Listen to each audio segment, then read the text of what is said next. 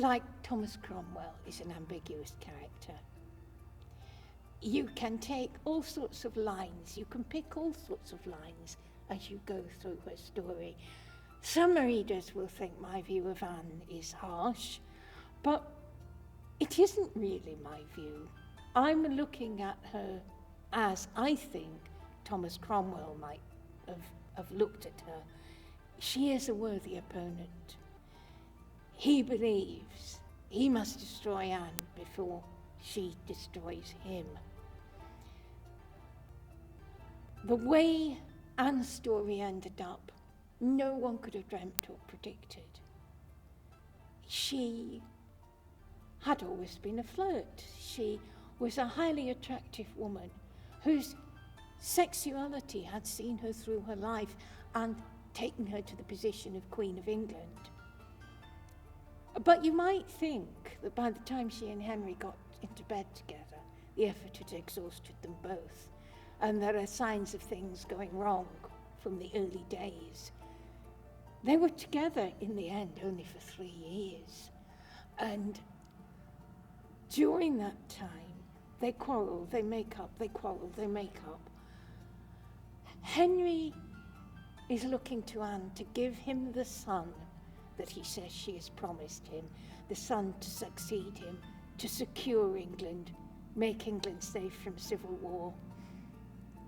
Anne has 3 pregnancies that we know about. The first results in a daughter. They don't know at the time that this will be Queen Elizabeth, one of the greatest monarchs in English history. They just think, oh, a girl, what use is a girl to us? There are 2 more pregnancies, there are 2 miscarriages. Anne has broken her promise, according to Henry. And he's bored and he's beginning to look at other women. And she won't accept that as the former queen did. She's jealous, she's angry. And also her confidence is waning.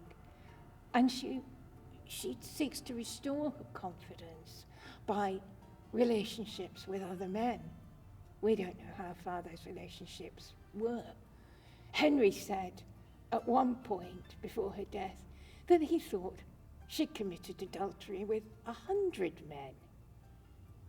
Obviously, she may not have committed adultery with anyone at all, but 5 men were accused with her.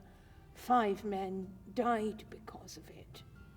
One of them was her own brother, who was accused of illicit relations with her. It's impossible to be sure at this point whether Anne was guilty at all, but the point was that she, at certain points, gave the impression of a woman who is guilty, even if not guilty as charged. So she remains unexplained. I think this is crucial. I cannot give the reader a definitive version. What I can do is I can track the process hour by hour, trying to follow the people as they move on their complex dance around each other, trying to see it through their eyes, and emphasizing, as I've said, they're living through it. They don't know the end of their story as we do. At the time, there seemed nothing inevitable about it. I try to preserve the mystery.